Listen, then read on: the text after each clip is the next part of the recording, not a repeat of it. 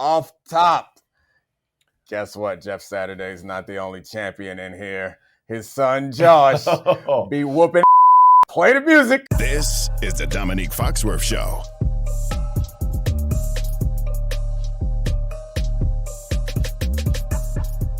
Welcome to the Domonique Foxworth Show. I'm Domonique Foxworth, sitting next to the father of a Muay Thai fighter. Yes. I saw the pictures, and I got to admit, if I didn't know you, I wouldn't have rooted for your son in that fight. I would have had to root against him. It's just, I mean, this is how the fight game works. They set it up, so it's obvious what team you're on, but I'd have surprised everybody and be like, go Josh Saturday. Oh, I love you. I'll send you a picture to put in there so y'all can see. But yeah, how'd that go, man? Oh, bro, it was unreal. I'm gonna tell you, I've never been more nervous. You know, I've watched. My oldest played football. My daughter competed in sports. Josh, I've seen him play other sports. Never this type of nerves. Like watching, because he was the 9th fight. So like there were 16 fights, and it went from amateur all the way up to pro. And so, you know, I'm watching these 8 fights before, and I mean, dudes are getting freaking slept, right? Like, you're like, good God. Like, one dude, like his teammate, Josh's teammate, knocked some dude out in, I mean, I bet it was like 15 seconds. And he kicked the dude in the head, and I thought to myself, I was like, I hope Josh knows how to like block someone. You know, you start going in your head. You're like, does he know like how to? And bro, when he came out and they rang the bell, bro, and he came out freaking throwing hands and kicks and I was like, and it was a battle, man. This kid he fought was a stud. They were fight of the night until I think the final pro fight. Was it a decision? It was a decision. It was a unanimous decision, but it was a decision. And man, I had so much respect. I saw the guy he fought afterwards, and just told him how much I respected him. And his dad, the guy that he fought, actually prayed with my son afterwards and was like, man, I love the respect between you two guys. But man, when I tell you they freaking threw hands, like it's violent, dude. Yeah, I mean, Muay Thai is like elbows and knees. Knees, kicks, punches. Yeah, it's all of it. And these dudes knew what they were doing, like the combinations behind it. And you're just like, good gracious. I can't imagine of all the things, like, it's not something that you mentally prepare for. Like, I know, like, the sports parents, like, you get a little nervous, but ultimately, like, me and you, like, I'm at these sporting events and I watch the dads and some of the moms just, like, get really into it. I'm like, yeah, I wanted to win, but, like, yeah, we're gonna go home and have dinner. You know, it's gonna be like, okay. This ain't the real Super Bowl. Right? Like, there are actual real Super Bowls, but the idea of somebody punching my baby in the face, kicking my son in the ribs, like that, I can't imagine. And your wife, right? Yeah. Your wife was like, you know, so my wife, she's like, what are you going to do? Like, if something goes, like he gets like knocked, and you're like, hey, I mean, it is what it is, right? Like his parent, we're all in the same boat. Like, I can tell you this, ain't nobody signing up to want to go watch their kid fight. Like I can assure you it's not that kind of thing. And everybody at the end was just glad it was what it was. And every now and then, so hey, Charlie's here. He's on I'm time here too. Hey, and he doesn't have on a hat. No water hat. You fixed him. Man, it only took me a couple of weeks to get you right. Straight. He was I'm coachable. Time. I'm coachable. Respect. Early for Jeff Saturday. But the last thing of Muay Thai, before we get to the stuff that we're talking about, is the football stuff that we're going to talk about, is every now and then I see a glimpse of the old Jeff Saturday. Oh, yeah. Like a little bit. And when you get excited about violence in football, and I know that you crazy as because your son, the fighting game is not a game that privileged little white boys get involved in. No. He grew up with a father in the NFL. He had choices. Oh, yeah. And he was like, of all the things that I'm going to look to do, I'm going to go punch and kick people in the face. That's normally like, I don't got no options. Right. I'm trying to get out the hood. Like, I don't got, this trailer park ain't going to be for me. I'm not that smart. I'm not that talented. But I'm going to go, I'm tough as nails. Yeah. Your son is smart, attractive, and rich. And was like, you know what? Let's go see what these poor kids talk about. I'm going to go punch them in face. I told him, I was like, hey, dog, you ain't got to come out the mud, right? Like we're out of the mud. Yes. And he started laughing. He said, they always make fun of Like me. for you, I know you very well. Right. That get it out the mud, that's true for you. Yes, correct. Your son. Yeah, no. I told him, I was like, bills ain't there. Lights never got turned off on you, dog. Or you never eating government cheese. Like, let's hone it. But it was so funny. Never had a steak in his life. That's right. So we're talking one day, and it's so funny to hear your kid's perspective, right? So Josh is funny without trying, right? And he was like, and my wife said something about there was some like one of the some food in there was like a few days old. My wife's like, oh, I wouldn't eat that. And he's like, Mom, don't you know who I am? Dad made me eat like I was broke my whole life. I'm good. He goes, I smelled it past. I'm good. I'm eating. I was like, respect. That's my boy right there, dude. That's my boy. Come on, Josh. Oh. Dominique's heard this. I don't think expiration dates are real. I think they're suggestions. Oh, it's a lie to get you to buy more quicker, 100%. Bro. I'm with you, Charlie. It's a freaking trick, dude. You can smell or see when food is bad. Yes. The printed on the package doesn't mean no. Hold on, stop. The funny thing is, in my house, I'm that guy, and you guys take it too far for me. Where I'm like, hey, it's fine, I'll eat it. And my wife flips out. She's like, it's been in the fridge for like 3 days. Yeah. Like after she cooks, I'm like, those burgers that you made on Friday, they good until next Thursday, maybe. Absolutely. But I don't believe that the expiration date is a hoax. It's a hoax, man. It's a food yes. distribution lie. So we buy more. I'm with you. Dog, there's so many preservatives in most foods we eat. It ain't going a nuclear war wouldn't take out our food. We ain't buying that lie. I'm with you, Charlie. You fight the good fight, dog. 100%. Eat more like for we're me. broke, dog. Eat Little like we're fermentation never hurt anyone. That's exactly right. It doesn't that bacteria, like that's how penicillin was found, right? I mean, it's like something's in there, dog. Like that's how we stay strong. Our immune system is a beast because of that, Charlie. Oh, let's go. Charlie got a doctor's appointment every other month. Immune system stays strong. Every time, Charlie, we have a meeting. I got a doctor's appointment this time. I don't know. He's already at that 55 plus type deal. You're the doctor every week. Every other week. This is like, there's, how do I explain this? Uh-oh. I come from a deep culture of hypochondriacs. Oh, no. Oh, I feel for you, bro. Oh, gosh. It's been bred into my genes for generations. Generations. Charlie feels this little stitch in his side. He's like, oh, dog. This could be it. Right.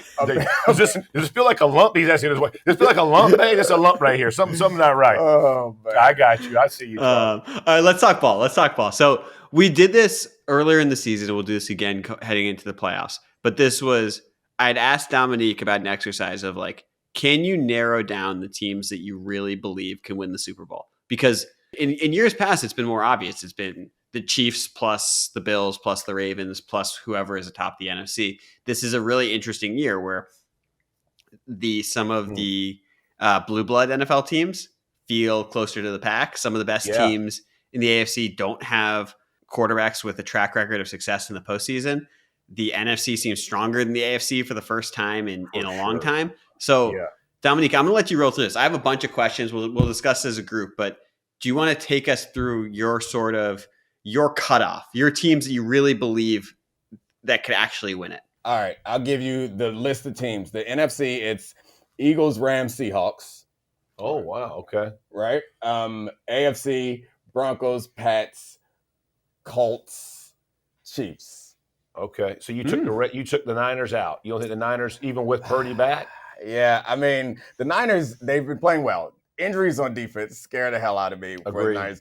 And, I mean, I have a hard time imagining the Niners ripping through this very difficult NFC. Yeah. That's the thing. It's like they'll have to beat at least two of these other two teams, which I guess because they have this, like, comfort or division familiarity with, like, the Rams and the Seahawks, that could be that could help them, but then they have to go up against the Eagles, and the Eagles are flawed. I mean, this is the point. This is why this is particularly hard, is like it felt like last year it was pretty obvious that it was going to be the Eagles or the Lions, right? Yeah. From an NFC. And on the AFC side, it was going to be one of the big three. This feels harder to me to make a cutoff, right? Agree. Mm-hmm. Are there You teams, cut out the Ravens, you cut out the Lions. These are you cut out the whole NFC North, which I actually think is fair because it's like I would cut the North out. Yeah. But I will say this though. I don't. So I would.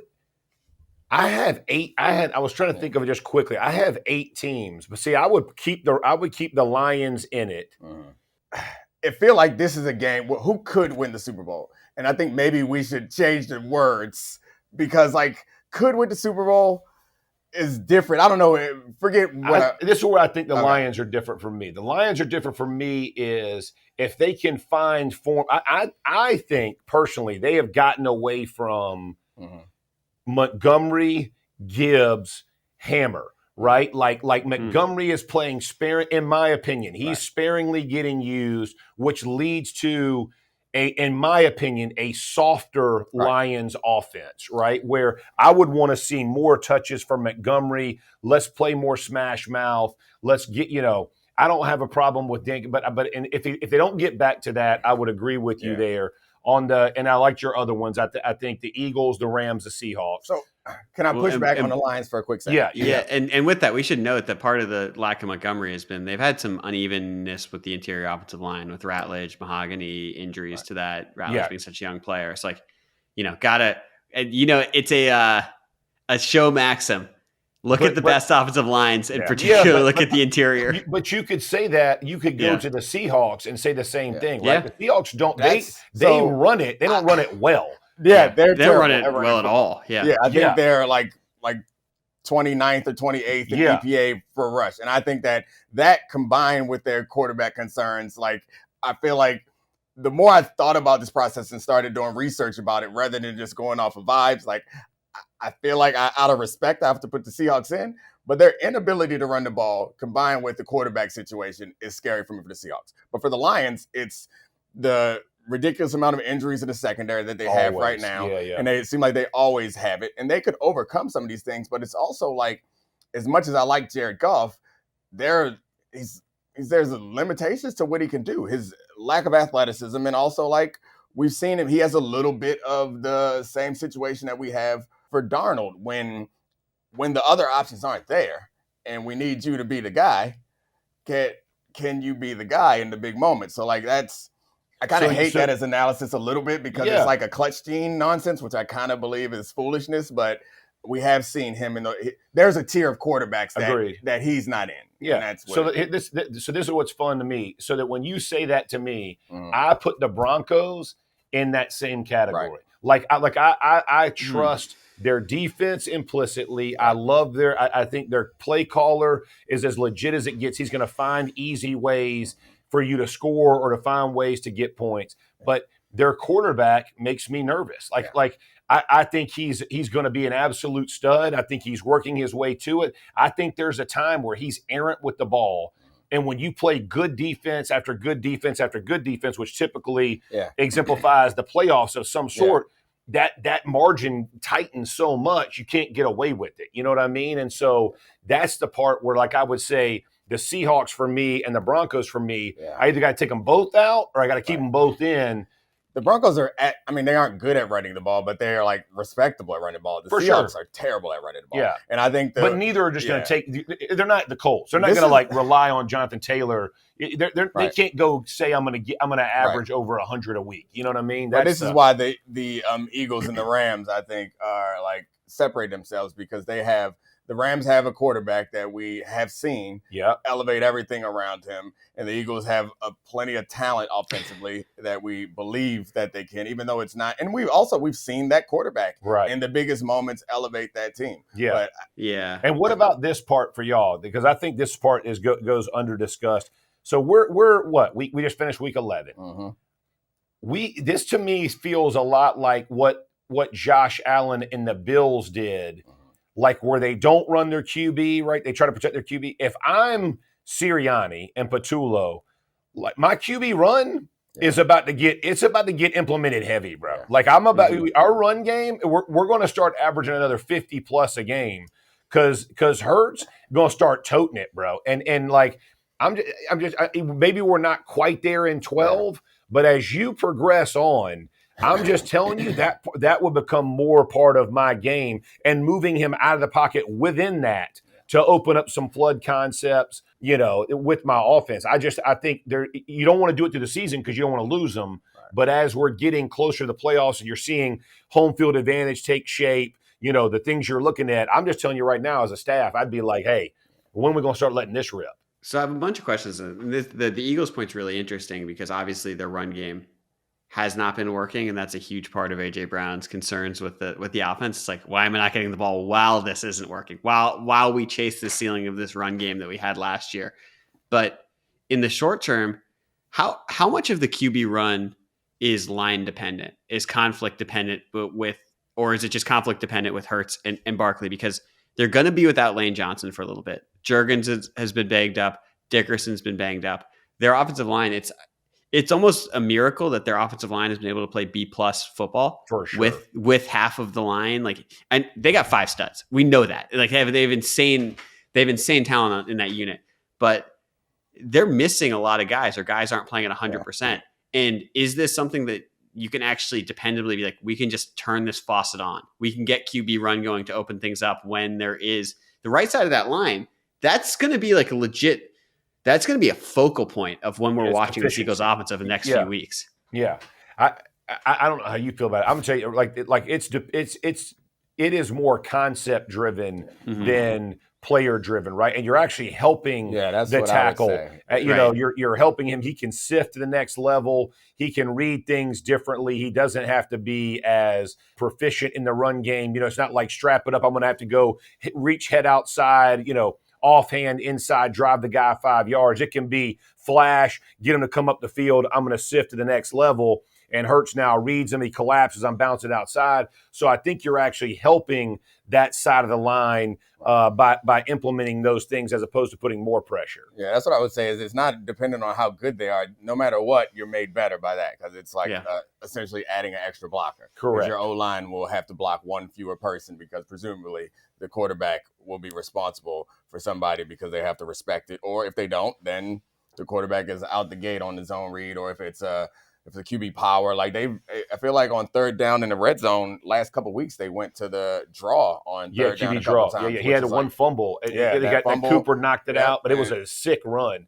It was. And he had another good one on the red zone early in the Lions game too. So I think but I don't think that's enough. I don't trust the Eagles offense. I trust their defense. I think they're is this crazy to say? Because I want to ask you about what units you guys at this point in the season trust to carry a team in the postseason. And over the last 2 weeks, I think that the Eagles defense is the unit that I trust more than any side of the ball in the entire league at this point. Yep. So I really do. I don't see the hole in it. I see 3-level football with insane front 7 depth now that they have with those 5 defensive linemen that they can do a ton of stuff with. But and that makes things easier to play complementary football in the offense. The calculus has changed for what that team needs to do now.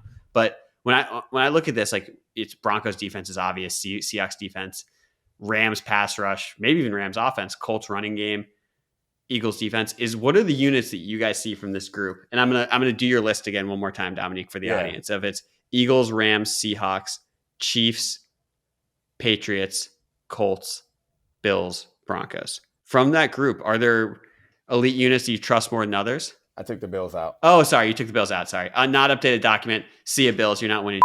Yeah, I mean, it might. But I don't know. I was trying to make it so that this was actually a difficult exercise. Because could win the Super Bowl is anybody who's in the playoffs could win the Super Bowl. Somebody could go on a run. But teams that have flaws in areas that I think will be incredibly deficient. And that's it's obvious for the Bills. Right. That defense, man, if you can't stop the run. Oh, yeah. And it's not even not even slow the run or whatever. It's fine. They can run through in a way. Yeah, people average 5 and 6 yards a tote, bro. Yeah, of course, Josh Allen can be Superman in a round or two, maybe. But asking them to do that all the way through, they're going to be on the road for some of it, and they're not going to get the bye. And then also, these are teams that could win the Super Bowl. Right. That's 4 games in a row that this impossible or this defense that can't stop the run is going to have to figure out how to stop it enough, or Josh is going to have to play out of his mind to outscore every team. Yeah, and we got a third of the season left, so obviously things can change. But I'll say this: like I wouldn't have the Chiefs on my list right now, and I wouldn't have them because their offensive line, like they don't do a great job of protecting Mahomes. Like you saw the Broncos game, man. They bring that overload pressure, and they add one, and they get there so quick that Mahomes can't get rid of the ball. Nobody gets open quickly.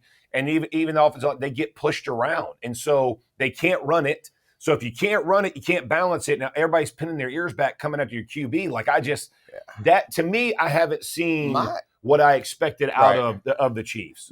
So I would have said, I think you're right. But my pushback is I think the Chiefs, they missed the playoffs is the reason why I would say I wouldn't trust them. Because like looking at – because if they get in. Because again, before we did this, I started looking at the stats. And obviously the stats don't tell the whole story, but the Chiefs offense is third best in the league by EPA. I understand that hasn't looked good. And points per drive. And points per drive. So I understand it hasn't looked good. And they don't have a lockdown defense like they had before. I think that they have that high ceiling and they've shown us enough times. So the reason why I put them, I have 3 for both sides and then the Chiefs. Yeah. And the reason why I put the Chiefs in is because I think they could still make the playoffs.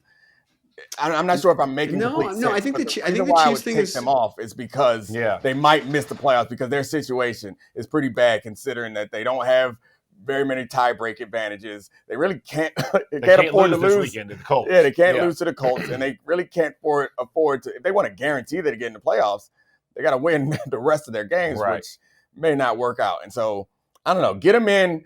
I think they could beat anybody, and they've shown us that they can. They're do scary. It. And I think that I'm glad we got to see. I answered the question opposite of what you said. You said, "Who do you trust a unit?" And I said, "I really don't trust the Bills defense." No, what you really says, what I really don't trust is a team knocking out Mahomes in the playoffs. Yeah, of course. I've learned my life. That's one of the most trustworthy things. Like his numbers have been obviously off the charts in playoff situations. But I got to ask you about the Chiefs stuff. Like we saw like a glimpse of the ceiling when Rice came back. And obviously there's been a bunch of stuff. We thought the offense was going to be more explosive than it was. Like right now, Tyquan Thornton's been their best deep threat. The line's not protecting. They still haven't figured out the run game. But have you started to see the conversations move on social media that people are starting to have questions about if Andy Reid's at a different stage of his coaching career or what's going on with Mahomes? Like when is he going to put together a full season where the offense is what it is? Like, are those questions fair? Because like I think he has earned us to look everywhere else but at Mahomes or Reid. I think they've both earned that with the pedigree, with winning 3 Super Bowls. But inherently, like you say third in EPA per play, I say third in points per drive, and like the viewing experience doesn't line up with those advanced numbers whatsoever. And so is it fair to question how good they have been this year and like if they can reach that prior ceiling in a season like this? I think, of course, it's fair to question it. We questioned it all of last year. It's like I think it would be unfair to question it if they went 15-2, made the Super Bowl. Right, I know. That's what I'm saying. Is like I think it would be unfair to question it if their offense or if they suddenly were like a big question mark on offense. Then we'd be like, oh, it's unfair to question it because they've been so good for so long. Like because they've had success, and this is a paradox of a team to talk about because like you're saying their offense doesn't look right. I'm telling you that their stats on offense are the third in the league, saying that maybe we should question this team that no matter what has gone to the AFC Championship game every year, no matter what the numbers look like or no matter what the eye test told us. So like, I think it's fair to question it, but I don't actually have the same questions. I'll say this. You and I had this issue last year with them going all the way through the playoffs to the Super Bowl. And I think it was Thursday that you and I both changed our thing from the Chiefs win the Super Bowl to the Eagles. And we've been watching film. We've been going over our shows.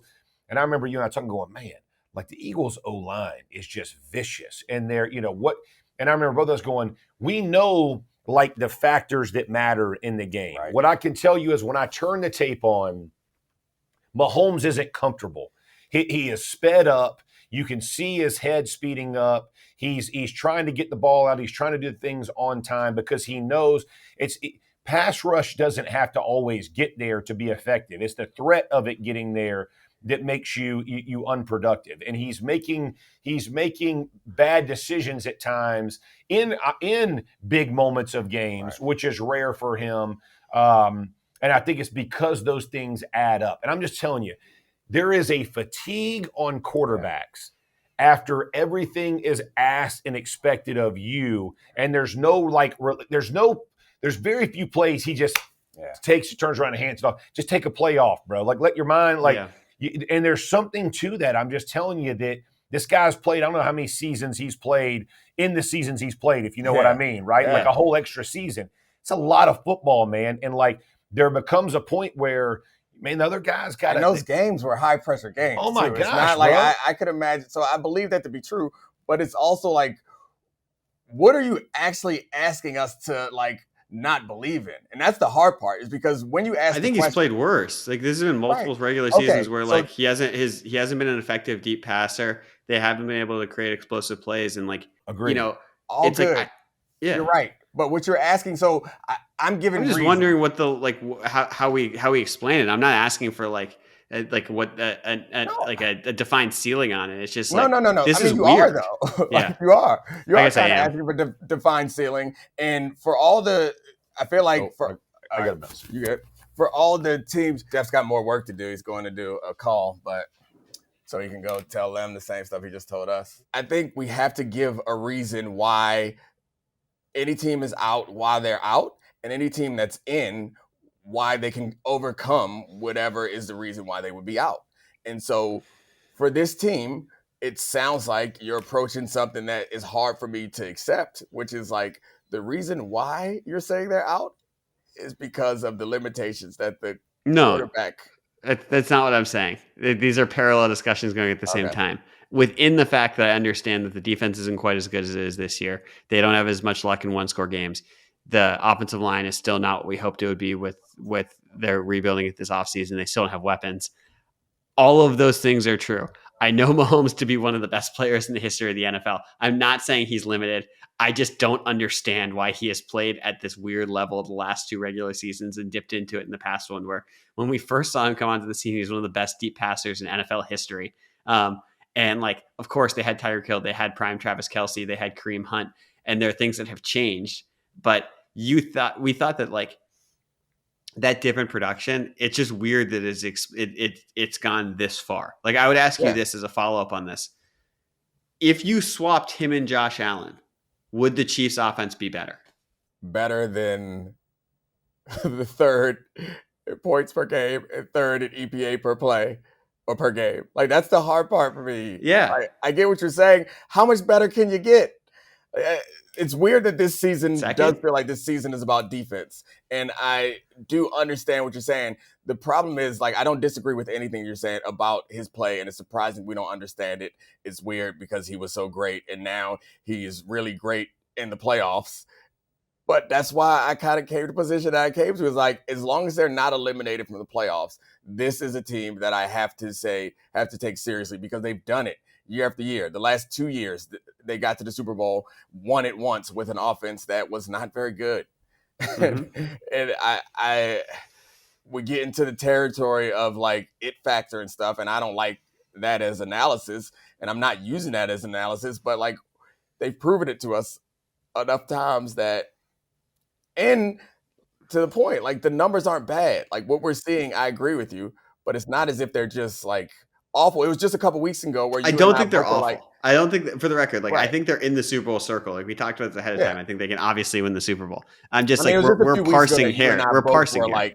Their offense is back. The explosive Chiefs offense is back. We've looked dumb since then, but there's also there's space between we think this offense is awful and being this is still weird. You know what I mean? The numbers there, both things can be true. I don't think at worst, I think this is a pretty good offense. You know what I mean? I obviously don't think they're bad. I watch plenty of bad football in Washington, D.C. I know what it looks like. I'm not disagreeing with you. Yeah. I think the problem that I'm having in this conversation is the premise of the conversation is about who can win the Super Bowl and who can't. So everything you're saying is right. The Chiefs offense is weird. Mahomes hasn't been great in a while. It doesn't look quite right. can they win the Super Bowl or not? Like, I'm willing to accept all that and say, as long as they can get in the playoffs, this team. Okay, separate exercise. I think they can win the Super Bowl too. Now we are like Men in Black wiping the brains. Okay, why the is their offense so weird? What the hell's going on? It's harder for me to analyze the entire. And how much better can they get is the other question on it. I can speak to like the specific. So one thing that happened in the last game that I was surprised by in the rewatch is that it wasn't the pressure was the problem. And I guess this could add credence to the point that you're making. It's like, I assumed that with that Broncos pass rush and the Chiefs issues and Mahomes' history of like only playing poorly when he's not protected, that if the Broncos win this game, it's going to be a result of Mahomes getting pressured. That wasn't the story. They protected him pretty well, a lot better than I expected. As far as pressure rate and pass rush win rate, all those numbers are pretty good. And then you watch the game and you see that he has time in the pocket. What they did do impressively, which I thought was kind of surprising to me, was they doubled their top receivers at different moments, and they switched around, whether it was Rice and Kelsey. And it felt like on most important third downs, they doubled two receivers. So it'd be Rice and Kelsey, Worthy and Rice, Worthy and Kelsey. They would double them. I think they did that because if you run a traditional coverage against Mahomes and Kelsey, we all know that they create their own routes. And so if they are changing the route in the course of the game as a result of the coverage, your coverage is not going to work, which is why if you double them in and out, bracket them, then when they turn away from whatever coverage, there's another guy there, and you're forcing Mahomes to hold on to the ball, and that's when he starts to feel antsy and uncomfortable. But if you're doubling two people in rushing four, there's no middle safety. And so you're open up to these big plays, deep ball opportunities. They didn't hit enough of them. And that's where you can point to Mahomes and say, this is where you messed up, is they had a couple of opportunities where guys were running deep. And sometimes they got bailed out with a bad pass interference call on my man Riley Moss. And sometimes they caught it, but more often they missed them. So like you and I talk about all the time, there are trade-offs in this thing, and people are making trade-offs. And like, you are going to have to take this low success rate play of deep ball shots because we're going to take away Rice and Kelsey on this third down. Then the next third down comes up and you're anticipating that we're going to take away Rice and Kelsey. We take away Worthy and Rice. And then it's like a gamble. Like, we're going to keep taking away these two guys. And when you go from Kelsey to Rice and they're both doubled, and you're in trouble. You go Kelsey, Rice to Worthy. If you get there, you convert the first down, fine. You hit the deep pass, fine. But we're going to keep making it uncomfortable for you in these situations, and your little makeup playground adjuster routes are not going to be there. Not every team can do that. Not every team has the personnel to do that, and not every time will you be lucky or unlucky enough to have the success rate go in your favor. So, that's what happened in that game. I don't know what happened in every other game because, again, the numbers play out to be pretty damn good. Is that what you wanted? Not really. I still don't know why it's weird, right? A little bit more, but I explained what happened in that game. Are we overrating the numbers for the Chiefs offense? Maybe. But I don't think so. I mean, I guess if you would have asked me, I would have said they were in the teens. So yes, you're right. I'm possibly overrating the numbers for the Chiefs offense. But it's also the Chiefs. Yeah. No, I know it's complicated. Like we're in agreement. This is the team that can win the Super Bowl. You said this is a year of defenses, and I agree. Is there from this group, the offense I probably trust the most is the Rams because of Stafford. Right. Is there, when you look at that, is there an offense that stands out? Because we're not looking at a group we talked about this a little bit with Jeff a minute ago of the Seahawks, Colts, Broncos. Is there an offense that you trust the most? Yeah, it has to be Stafford and the Rams, right? Of the offenses that you trust the most. It's it's Stafford, the Rams, and McVay is like their flexibility. And they just got shut down, essentially. Not completely shut down, but with a +4 turnover margin, they ended up only winning by 2 because the Seahawks defense shut them all the way down. So if you have to pick somebody, you want to pick a quarterback who's experienced and done it before. Matt Stafford has shown that he can overcome any situation. He's also shown, I never forget in that playoff run that he threw a game-losing interception into the chest of a 49er safety that was dropped. So, like, that's there for him. Willing to take that shot and also capable of blowing that situation, but we also know he's capable of leading game-winning drives in the Super Bowl. There's very few quarterbacks that can do that. You put on top of it a coach, because that's not coaching in that moment. Those game-winning drives is not, like, there aren't adjustments being made right then. But you put on top of it through the course of the rest of the game, he has the support of Sean McVay. He has 2 really good receivers and that defense. But yeah, I think the offense I trust the most is probably the Rams. It's just weird. Those quarterbacks, like you're going through this, like, I don't trust Bo Nix yet. I don't trust Darnold. Obviously, I don't totally trust Daniel Jones, no matter how good he is. I trust Jalen Hurts not to make mistakes. Right. I don't trust him to do anything else other than that. Like, to be honest, I might go back and watch the Super Bowl and watch like what happened in that game, because that was a very recent game of him going up against a good defense and killing him. And Saquon didn't put up crazy numbers. I'm sure that they were single high a lot and aggressively attacking the run, but still, like, people are still doing that. And he's not, I guess, to go see what he was doing and what was different about that game, because that's worth considering, right? Yeah, totally. I mean, this is multiple Super Bowls. He has played unbelievably well. Yeah, it might have just been the protection, because like you and I talked about. I mean, it's just a theory off the top of my head, having not looked at it. Is like, if you're an NFL quarterback, you're in the pocket with no pressure. It's hard for them not to have success. Yeah, no, I mean, you'd hope so. That's the equivalent of like throwing in shorts, where it's like, that should be the bare minimum. Perfect protection, a ton of time. You got to lead guys everywhere. Okay, let's pivot from this exercise. There's another story that's been floating around the football ether today, and it's something I was thinking about a lot last night, and it's the Atlanta Falcons. Like, there's the news that Michael Penix Jr. has some ACL damage from a partial tear. They don't know what they're going to do with it. The history of partial ACL tears in quarterbacks is a little bit muddy. Ryan Tannehill had one where he tried not to operate on it, and then it really ended up just prolonging his recovery. Of course, he ended up having that incredible second act with the Titans, but still, it was something that was cost him a year and a half of football. I'm not saying that for Penix, but he's now had 5 season-ending injuries in 8 years. They invested a top 10 pick in him while paying Kirk Cousins $50 million annually. Like, they have more invested in the quarterback position than pretty much every team. And compounding that decision, they traded a first-round pick to get back into the first round to draft James Pierce Jr. to try and resuscitate their pass rush and pair him with Jalen Walker. They traded that pick to the Rams. They are now 3-7. That is looking like it is certainly going to be a top 10 pick, particularly with the Penix injury. And the first thing I'd want to know is, like, what do you think about this? How do they get out of this? And is this situation like genuinely hopeless because of the capital they put in? And this is the concern. This was the concern with Penix. Can we be the Rams instead? Oh, we can definitely. If you want to just go to the Rams stuff, definitely. But I do have one Falcons questions first. We'll do the Falcons stuff. But you saying about the Rams having the Falcons pick next year, while the Falcons having a bad season, and the Rams, we just said, are probably the favorite to win the Super Bowl, right? They're my favorite for sure. Yeah, they are mine too, especially after what they survived this Seahawks game, and they have a chance to make a decision whether they want to draft a quarterback of the future, or just, I don't know, add to this incredible team that doesn't need any additions, but I guess could use some secondary support. Because that's what I would do if I were the Rams. Probably get a corner maybe or something like that. But anyway, back to your much sadder Falcons conversation. They're probably going to move on from the GM, which means that they're probably going to move on from the current quarterback room. How the GM rebuilds is important question.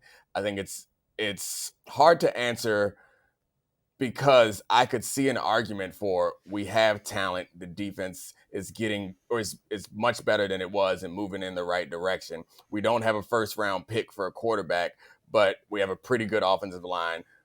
We don't really need, we got 2 good running backs, got Drake London.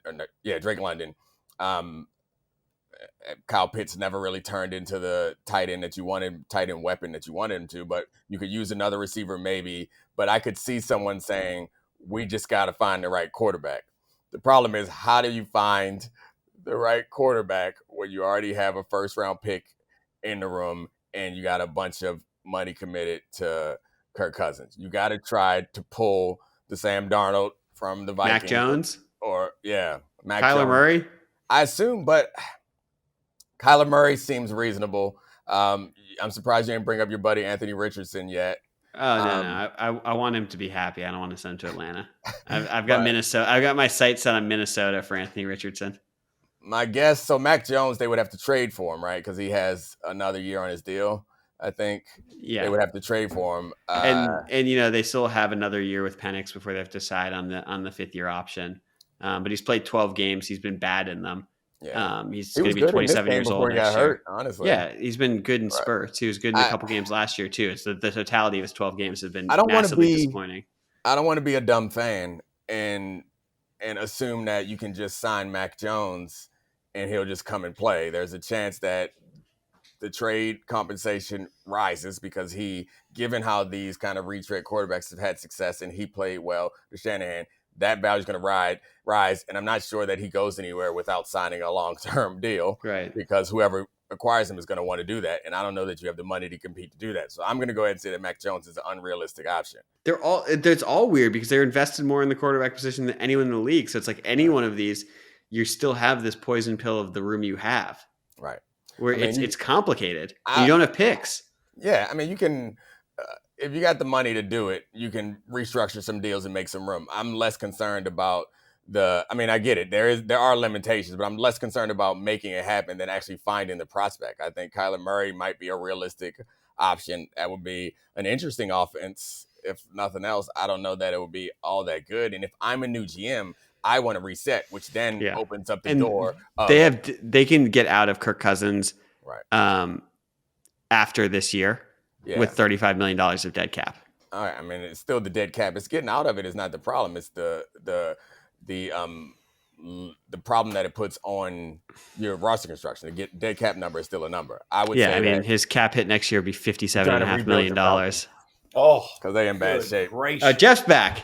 Oh, don't do that to me. Coming back right to the Falcons. Well, it's fascinating, Jeff. We're talking about the situation of the fact that because of the Penix injury.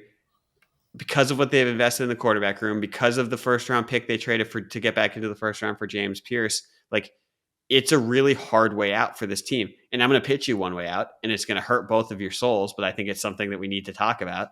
And that is they set a timeline by drafting a running back in the top 10, who is someone who I think in Bijan Robinson is really similar to Christian McCaffrey. I think he's one of the best running backs in the NFL, one of the best players in the NFL. Yeah. But his timeline now no longer aligns with what they were building with this offense, and they don't have a quarterback figured out. They have so many holes everywhere, so you're in a really tough spot. Yeah, cut. Would you trade him? You know what you don't do is get better by trading good players. You don't. Not in the short term. I mean, there's no easy answer. I think that it's hard to imagine a way that you can just turnkey and have the solution fixed. I think there's a hopefulness that you could find a cast-off quarterback that could play above his head and you'd be competitive. Like Kirk Cousins. Exactly. Never mind. It's hopeless. Trade them all, Charlie. I honestly, I'm not even on this blow it up side normally. The Rams have the Falcons pick next year. Yeah. Top 10 pick. Yeah. So I got a question about if you were the Rams. This is the more fun side. Will they trade to Stafford? Will they trade Stafford to the Falcons? But I don't think so. But if you're the Rams, do you draft? Yeah, that's what I'm saying. You have a bunch of options if you're the Rams, which I think are fascinating. One, you could draft a quarterback and do the Packers Favre, Rodgers, Love thing, knowing that Stafford. Still one of the best 4 quarterbacks in the NFL, but he's obviously closer to the end. He was in an Airstream all training camp. So you could draft a quarterback. 2, you could just say, F it. I know maybe they will win the Super Bowl this year, but be like, F it. Let's just go all in and draft a really good defensive player, draft a Caleb Downs to play at safety, and then use your second first round pick on another offensive lineman or whatever. You can just draft the best player available. Or you can go that route. You could draft a quarterback of the future. You could try and trade one of these picks to get in that 2027 draft, which people think is loaded with the quarterbacks and the receivers with Jeremiah Smith and Ryan Williams in the receiving room and a bunch of quarterbacks. If you were the Rams, there's no wrong answer here. But which one of those paths is most intriguing to you? Let me guess. Charlie would draft a quarterback of the future. I think Jeff and I both would get someone that could help immediately. Yes. Yeah, I was gonna say the same thing. Let's go win. Let's win 2 in a row. Yeah, for sure. Even if they win the Super Bowl this year, I get it. It worked out for the Packers, but the Packers didn't win any Super Bowls. They won one Super Bowl with Aaron Rodgers. Yeah, and so I guess that one you would say that worked out. And they had several MVPs. Like that was good. We talk about this Packers thing, but let's not forget they had Favre, who won one. Mm-hmm. They got Rodgers. Favre won one, right? Yeah. Yep. Then Rodgers wins one, and now they're in the middle of this. That's over 25 plus years. I mean, so like. You could make an argument that the Rams, if they want to, are actually ahead of right, like with Stafford. Like So I mean, I guess the one way I would push back on that is they were realistic Super Bowl contenders for 2 decades. I know they didn't win it every time, but that's more than most teams can say. So like the fact that they only won one, I don't think you can say that was a problem with the pick. No. But I'm saying if I'm the Rams, I'm saying thinking about the future. If we could go win 2 in a row, I'm going to win now, bro. Yeah. I'm going to go. I want to win it this year, and then get an O lineman down, like you said, Caleb Downs. Like bring him in, let him go place, and then let's go win. Because you never know how long it's going to take that guy to get. You might win one, but it might be in 10 years. The staff and everybody else might be gone. Like you might get the right guy, but at what expense? I'm trying to win now. Yeah. There's some plug and play players in this draft too. It's not like the sexy offensive guys, but like Bain, Reese, Downs. I mean, like Ruben Bain not going to be there, I don't assume. But it's just, I mean, who knows? The Falcons could be. Pick? I mean, right now they're in the top 10, but they could easily be in the top 5. It's distinctly possible. Yeah, if they get a top 5, add Ruben Bain to that D line that they already got. I mean. Cancel it. Cancel. I mean, it's just like he's also like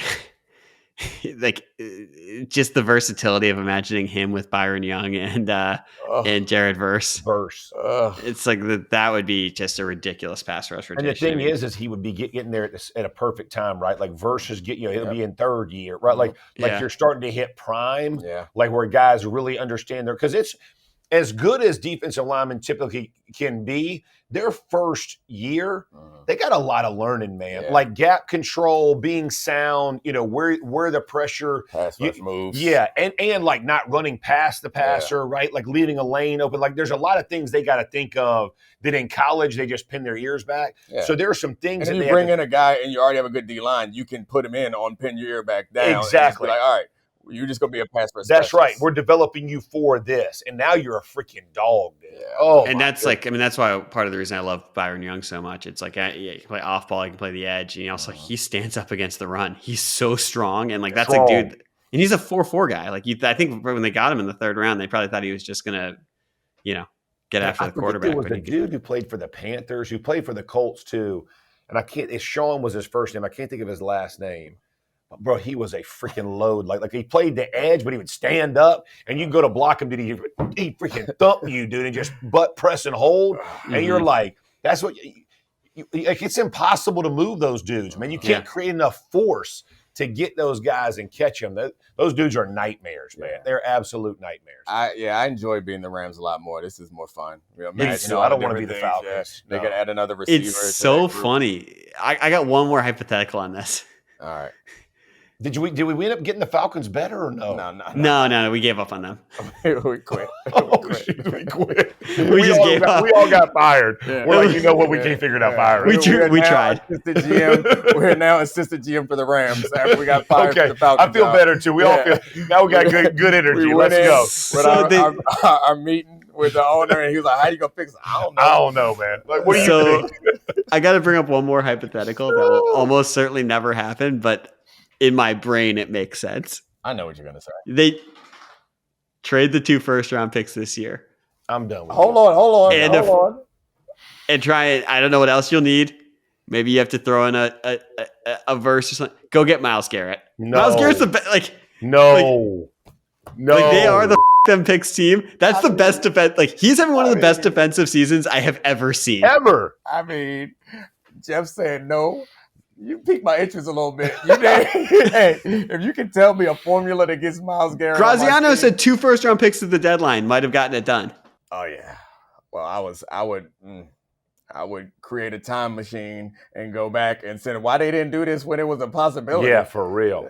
They should have done it when it was a possibility, and we could have canceled the rest of the season. Jeff and I had to stop coming to New York. It's like, hey, we'll just do it from home. We'll call it in. Call in. My answer is the Rams. I just really want to see him on a good team. You and me both, buddy. And I know he made the decision this offseason when he demanded the trade. The man deserved to get paid. Get paid as much as he deserved to get paid. Not his fault. His team's been dude, he's so when I was in high school, I had a cicada for $20. I understand why Myles Garrett took $43 million a year. Was it a live? Or more? Was it a live cicada? Was it like buzzing in your mouth? Like, yeah, you had to do a lot of quick chomping. Oh. Bro, that's filthy, dude. Yeah, it's foul. That is foul. For $20? Yeah. I went to a new school. I was trying to make friends. You were coming out the mud, dog. You was coming out the mud for real. $20? He wasn't. I could tell y'all some real stories. Edric James used to tell me some real stories in Immokalee, Florida. For $20, I'm like, bro. He would tell me what people would do for $20. I'm like, I've been poor. I stay poor, bro. I'm gonna stay poor. Ain't no freaking way I'm doing some of these things. Eating a cicada. My dogs eat cicadas, bro, and it freaks them out. I can't believe, Charlie, you showed a little more respect in my book. A little more respect. This has been a good show for me, Domonique. You lost something for me. No, that's impressive. That's impressive. Dang, Charlie, you're a dog, dude. You got a little dog in you, man. A little like bit. Chihuahua, but it's there. It's there. Well, yeah. Congratulations, Charlie. Stop. It's nothing that you say more. I was just gonna say, I also think he'd look really cool in the light blue Rams uniforms. I think it aesthetically fits Myles Garrett in that uniform. Now you lost it. Yeah. You aired all that respect. You're talking about looking pretty. Yeah. No, it's not pretty. It's like you know there are certain player uniform fits where like. What is he not going to look good? The dude is a freaking monster, bro. I don't know. Like the Browns. I could just see him standing up, not chasing the play in a Commander's uniform. It would be like, oh my gosh. Be like, I will say this too. We talked about this morning. Neek and I talked about this morning. You know what's disappointing? Like you think about where this guy could ultimately end up, and he's going to play 95% of his games Sunday at noon. It just breaks my heart. Like. It's like you're too good. No one even gets to see your games, man. It's like if people saw what he did against New England, I mean, bro, he put a freaking tape together, and New England had a plan. They double teamed, they triple teamed, they did everything to this dude, and he still was a freaking terror. And New England's legit, bro. I'm like, he's a freak, dude. He is an absolute freak. 4 against the Ravens. Unbelievable. He must have been after that Ravens game. He must have been like, this is tough. Did you see him do the press conference? No, but I saw a still shot, which press conference with no shirt. It was impressive. I would never wear a shirt. Other than being cold, if I'm Myles Garrett, I would never have a shirt on. I would walk everywhere without a shirt and just be like, yep. Just what you going to look? I mean, that's drink it in. Just look at dog. I can't even imagine, bro. And it's not like he's got the frame that should stack out that way. He is a huge human. Oh my word! Darkens a door, and he's still got muscles on muscles. I would like to say that I said he would look cool in a Rams uniform. Jeff said he would look cool with no shirt on all the time. No. I didn't say he. I said if I looked like him, I would never wear a shirt. Don't put words in my mouth, Charlie. I'm just saying, don't you do that. We were both glazing Myles Garrett. No. I said if I looked like that, I would never wear a shirt. That's what I said. Did I say that? Relax, Curly. That's what he said. You relax, Charlie. Chill out. It's a fair point. I told Domonique this, but you both talked to Charlie. Oh, me and Domonique both. Domonique said, "You throw me under the bus." Oh. I told you last year. Remember we talked about it? I didn't like it because it made my head look bigger. I was ashamed of it. Jeff, I had an internet commenter call me the JJ McCarthy of this show, and it hurt my feelings. So I was hemorrhaging confidence, and I got it back this show. He said the JJ McCarthy. All right. It was tough. This has been fun. So good. Best show of the week. Bye. This is the Domonique Foxworth Show.